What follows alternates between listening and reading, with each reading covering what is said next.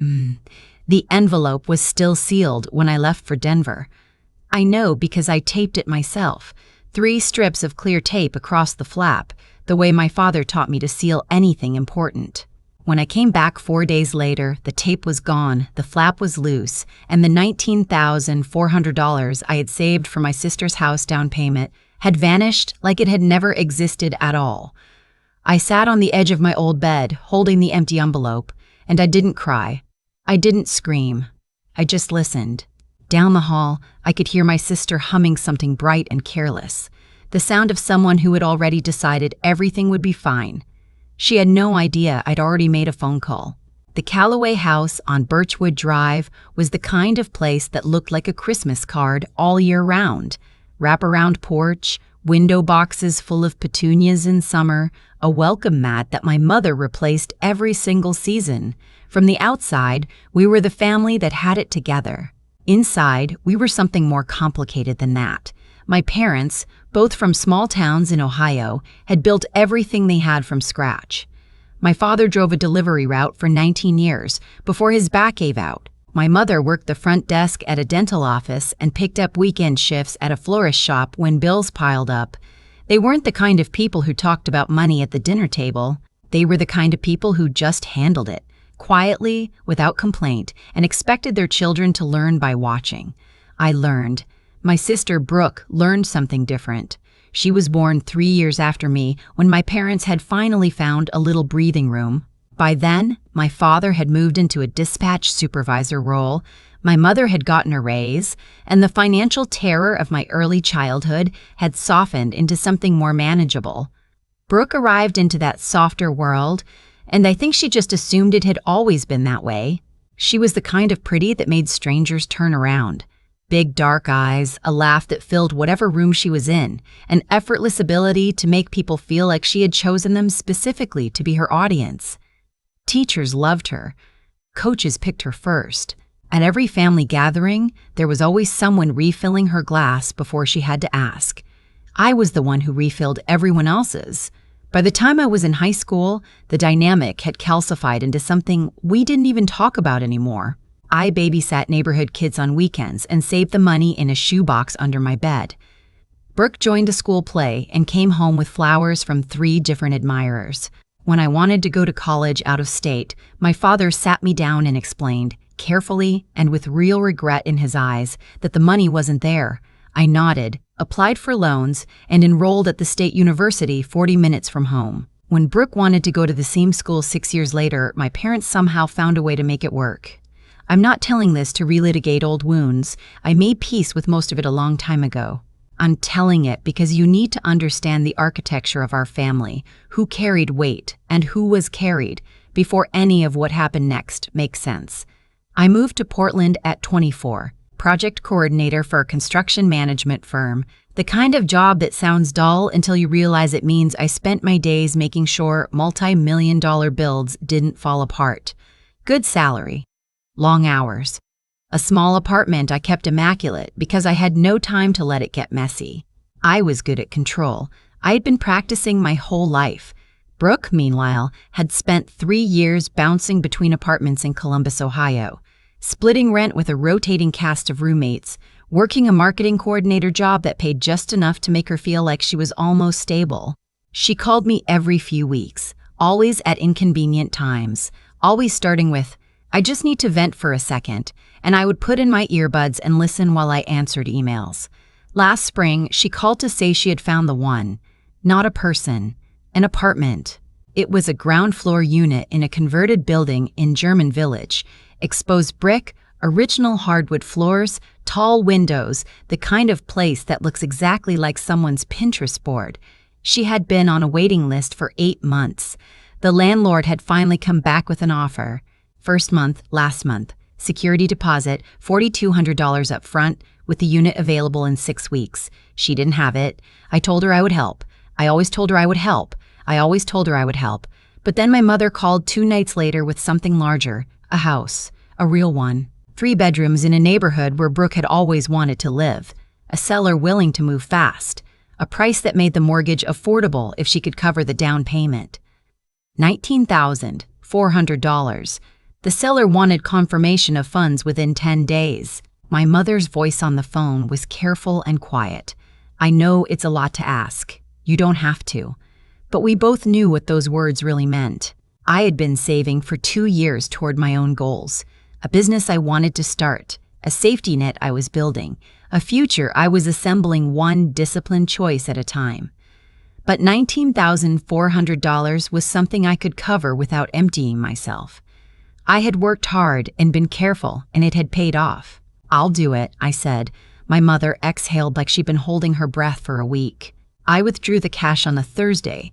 The seller's agent had specifically requested a cashier's check drawn from verified funds, and I needed the physical cash on hand to get the check issued at the branch near my parents' house, where I was planning to stay the weekend before flying to Denver Monday morning. The plan was simple.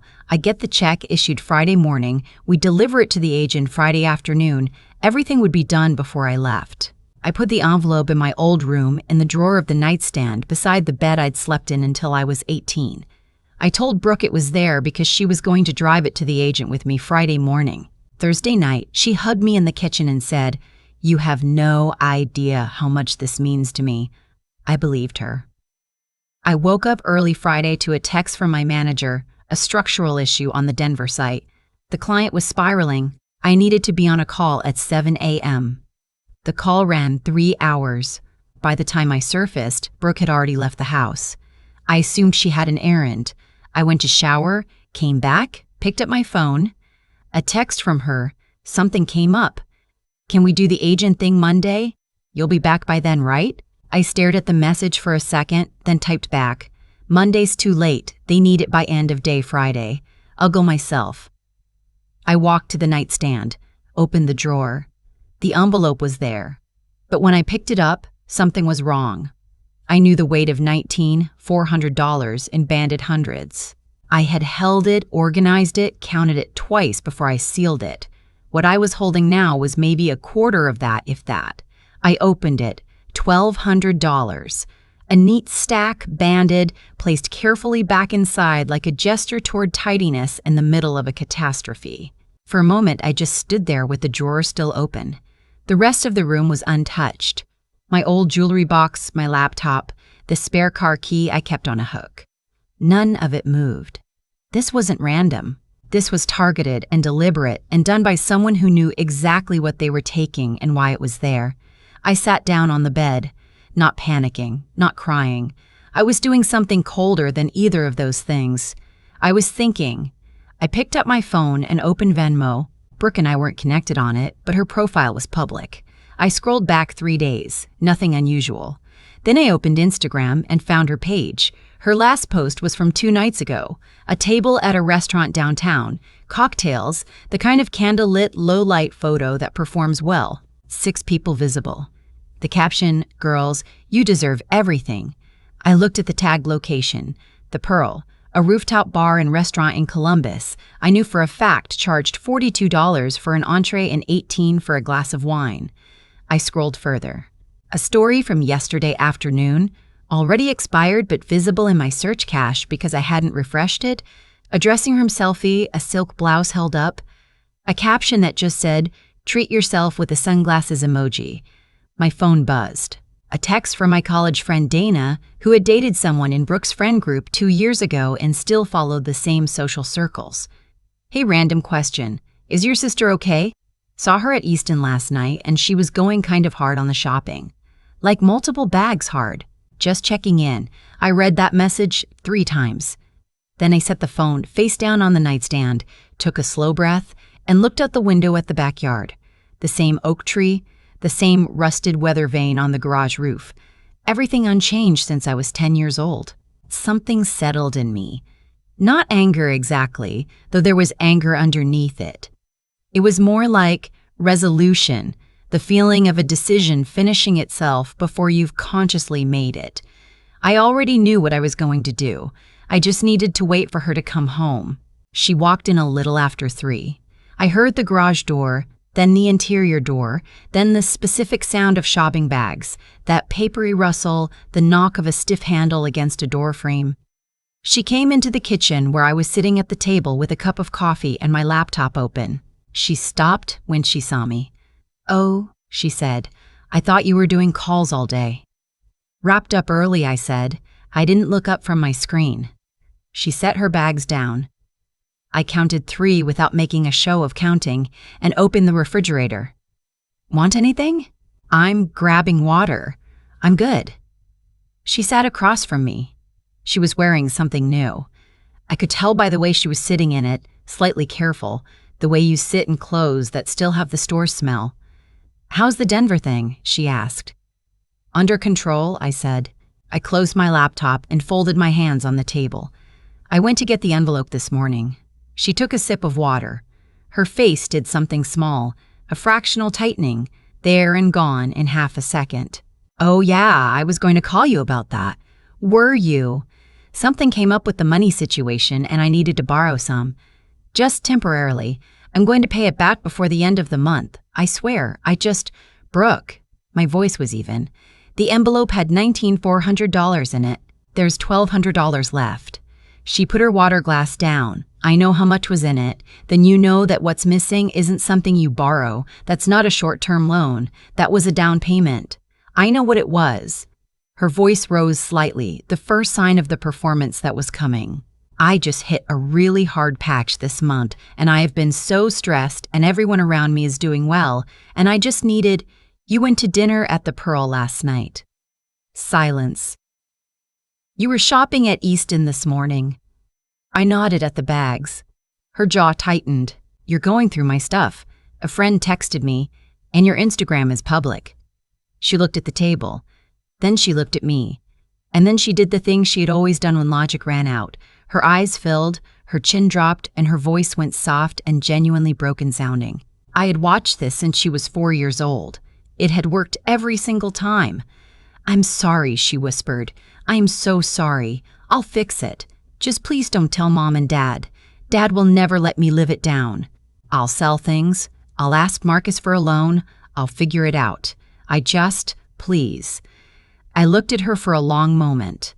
"The agent needs confirmation by end of business today," I said. "I already called and told them we're not moving forward."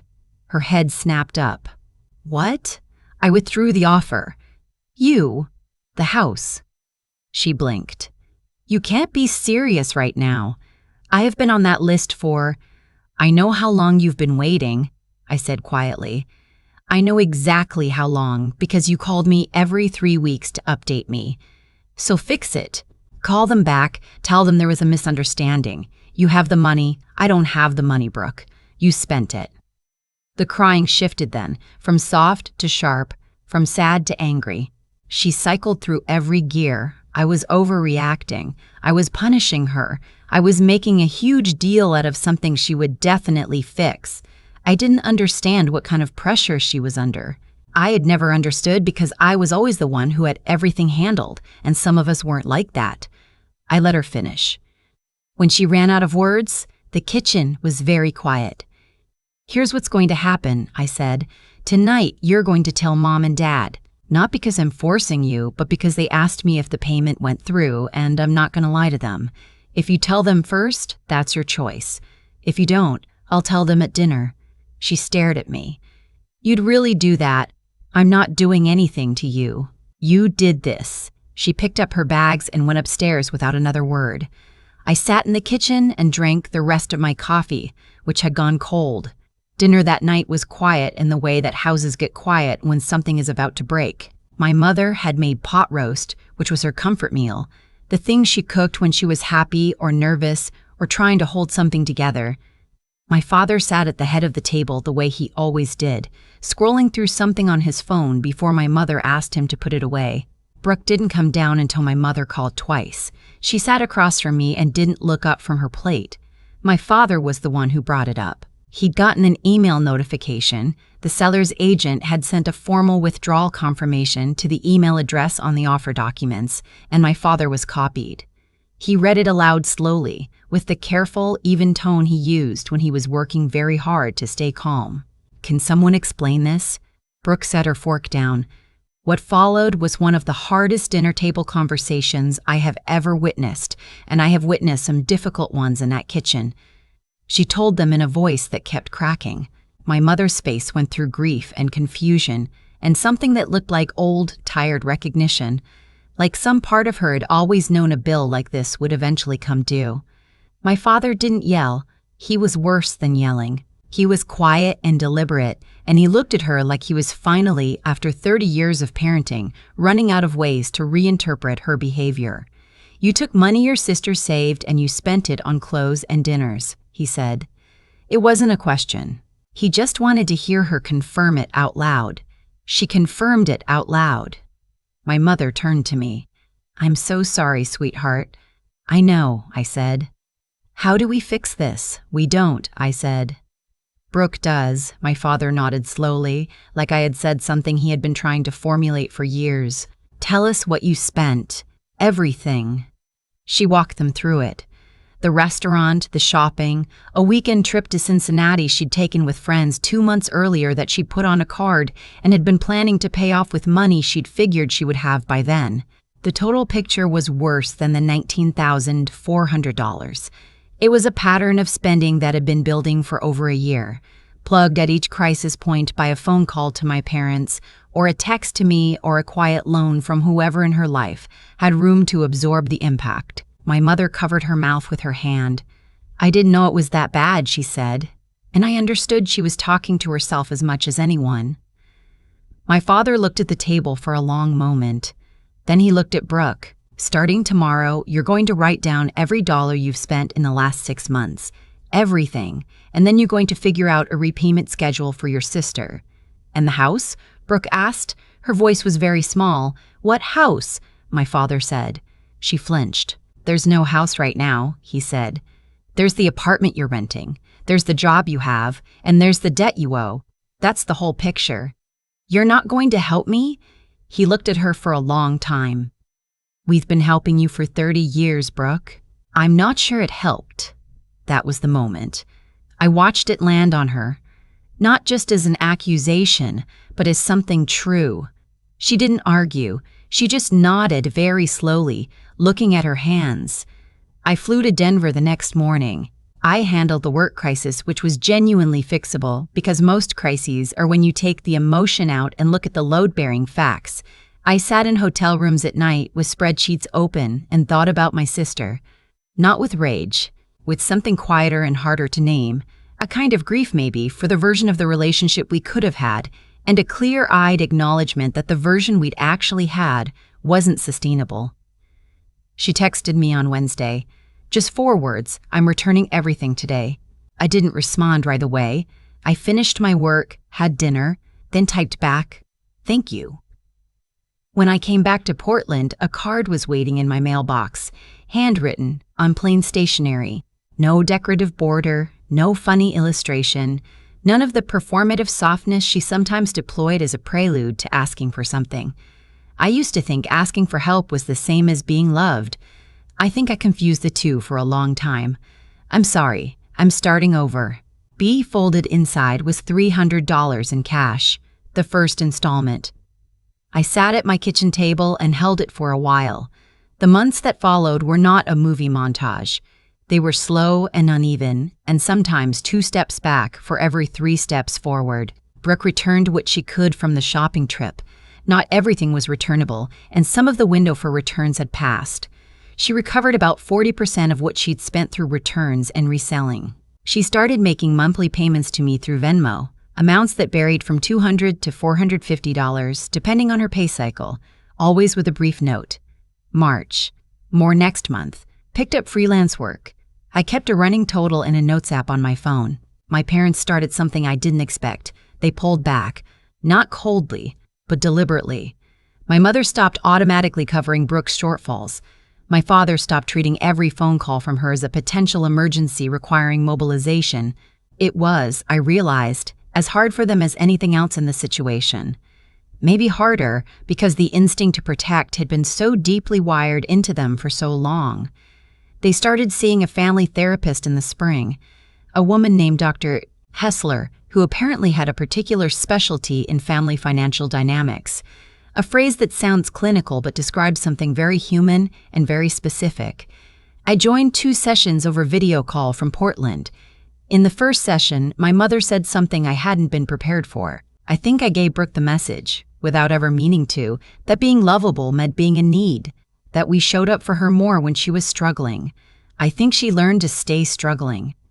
No one said anything for a long stretch. In the second session, Brooke said, I kept waiting for someone to stop me. I think part of me wanted to get caught because I didn't know how to stop myself.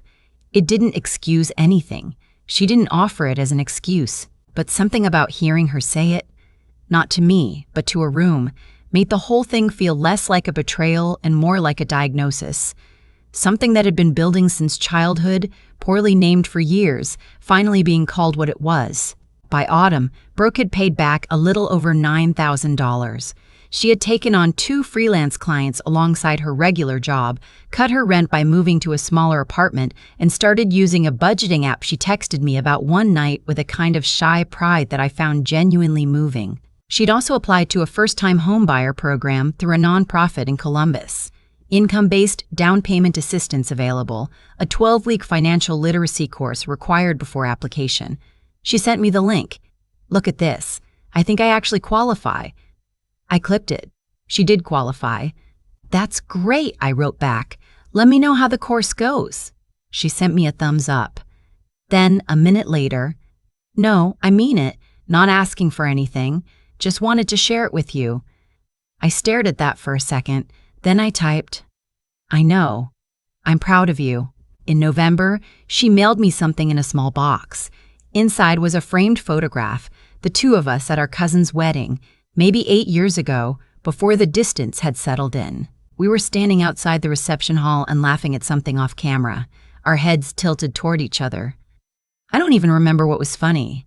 I just remember we were. The note tucked under the frame read, You didn't let me drown. You made me swim. I'm still learning, but I'm still going. Thank you for caring enough to stop catching me. I put the frame on the windowsill in my home office where I can see it when I'm working. The $19,400 envelope is gone. The full amount isn't paid back yet, and I don't know exactly when it will be. But Brooke is working on it.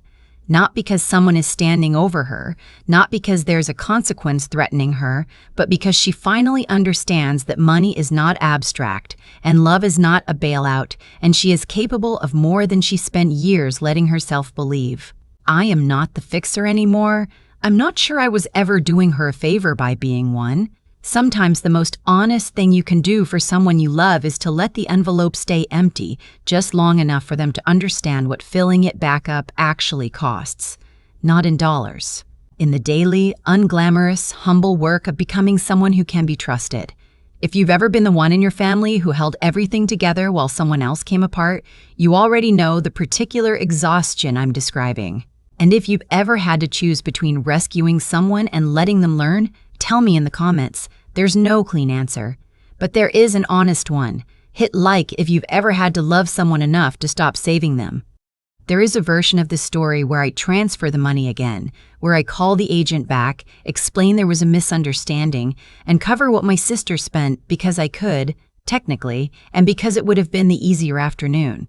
I have played out that version in my head enough times to know exactly how it ends. Brooke walks away grateful for 48 hours, then gradually returns to the same patterns, the same phone calls, the same quiet assumption that someone will always be standing at the bottom of the fall with their arms out. That version doesn't help her. It just delays the moment she has to meet herself honestly. What I've come to understand, and it took me longer than I'd like to admit, is that how we respond to the people we love teaches them something, whether we intended or not. Every time I stepped in before Brooke had to face a consequence, I was teaching her that consequences were optional, that effort was something other people did on her behalf, that love meant insulation from discomfort. I wasn't being generous. I was being, in the most well-meaning way possible, part of the problem. The hardest thing about being the responsible one in a family is that it becomes an identity. You start to need it as much as they need you to fill it. I was good at fixing things. It made me feel necessary. It made me feel like my place in the family was secure. What I didn't see until much later is that I had built my sense of worth on a foundation that required her to keep struggling. That's not love. That's a system 2 people maintain together, usually without either of them realizing it. When the envelope came back empty, something clarified for me that I hadn't been willing to look at before. Not just about Brooke, about me. About why I had always made myself available to absorb whatever she couldn't carry. About the way I had confused self-sacrifice with closeness. Real integrity isn't about being the person who never fails. It's about being honest about what your actions are actually doing, including the kind actions, the ones that feel like generosity but function like enablement. Wisdom isn't knowing the right answer in the easy moments. It's having the discipline to hold the harder truth, even when someone you love is crying in front of you and asking you to let them off the hook. Brooke is working now. She budgets. She sends me payments with notes attached. She earned her way into a first-time homebuyer program that no one handed her. None of that would have happened if I had refilled the envelope and pretended the morning never occurred. The $19,400 was real money. It represented real sacrifice, and it is being paid back, slowly, in real amounts earned through real work. That process, unglamorous, incremental, honest, is doing something for her that my years of rescuing never could. It is teaching her that she is capable, that she can be trusted, that she is not someone who perpetually needs saving. That is worth more than any down payment. If you're the fixer in your family, I want you to hear this. Letting someone face what they've done is not the same as abandoning them. Sometimes it is the most clear-eyed, courageous form of love available to you. The silence that lets someone reckon with themselves is not cruelty. It is respect, the belief that they can handle the truth and grow from it. I kept the framed photo Brooke sent me. It sits on my windowsill. 2 kids laughing at something neither of us can remember. I look at it sometimes and think about how long the road was between that moment and this one, and how we are both, finally, walking it as equals.